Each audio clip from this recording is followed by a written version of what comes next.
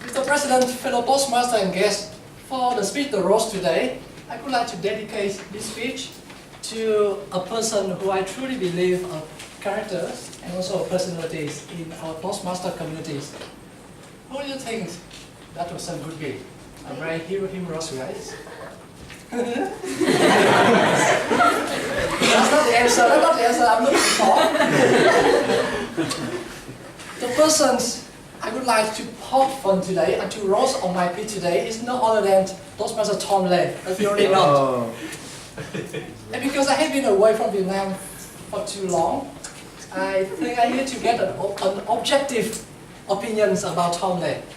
So I sent an email around to ask a couple of his friends about what they think about Tom Lê. And amazingly, only 40% of the person I sent email to respond by email.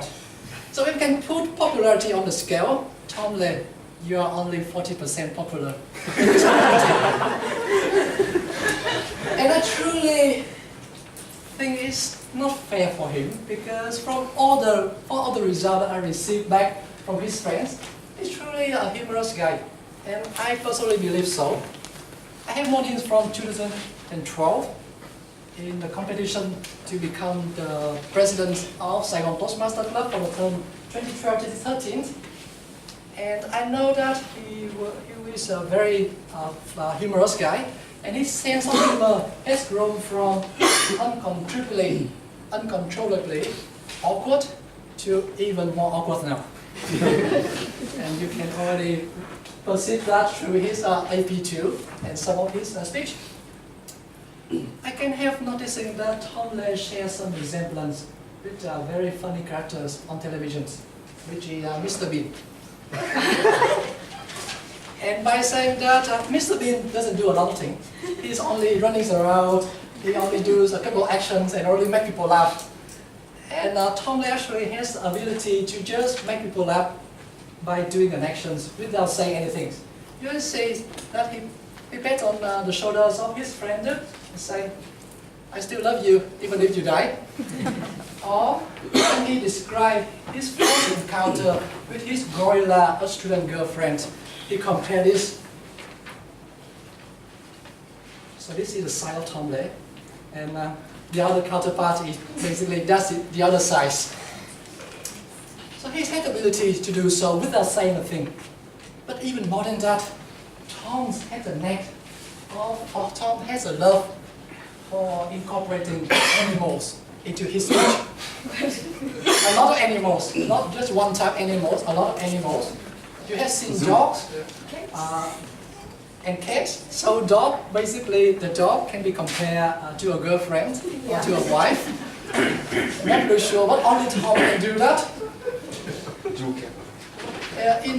In a zoo, in a speech about the zoo, Tom put in a lot of characters like the horse, the chimpanzee, a cow. I remember one instance, he talks about Jerry, his very long-term friend, long-term pet, and Tom has raised that pet for a long time, and he decided to name Jerry because the pet was a cat. And it was a cat, and the cat didn't have the choice because the name Tom has already been taken by Tom. So he has only had a choice of naming Jerry. Having said all of those, I know that behind the scene Tom has put a lot of effort into developing his skills and being a humorous speaker. Have you ever tried the humorous speaking manual 3 times? He does. Have you ever recorded every single of your speech and send it to a stranger to get embarrassed and also get feedback? He does. Have you ever delivered a speech over and over and over again in different clubs with different settings? He does. And so for that, I would like to congratulate him for being a very uniquely hilarious Toastmaster, and I definitely think he is more popular than 40%. Thank you very much. Back to you, Madam Toastmaster.